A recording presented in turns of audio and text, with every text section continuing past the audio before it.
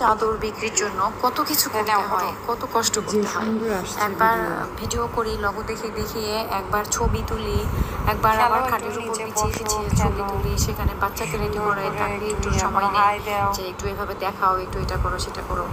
তো দেখা যাচ্ছে অনেক কিছু করতে হয় একটা ভিডিও মানে বিছানা চাদর বিক্রির জন্য। তারপরও অনেক সময় আশানুরূপ ফল পাওয়া যায় না, তখন মনটা খুবই খারাপ হয়ে যায় যে আসলে এত কিছু করতেছি কিন্তু আমার লক্ষ্যে পৌঁছাতে পারতেছি না। এই দিক থেকে খুবই খারাপ লাগে। আসসালামু আলাইকুম ভিউয়ার্স, এটা হচ্ছে ক্লাসিক্যাল হোম টেক্সটাইলের একটা বিছানার চাদর।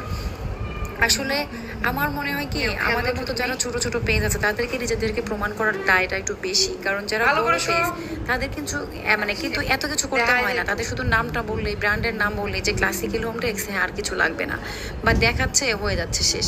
হ্যাঁ, তারা এটা অর্জন করেছে এই অবস্থানটা, বাট আমাদের মতো ছোট ছোট পেজকে একদম মানে গোড়া থেকে মাথা পর্যন্ত সব কিছু নিজেকে প্রমাণ করার জন্য মরিয়া হয়ে কাজ করি।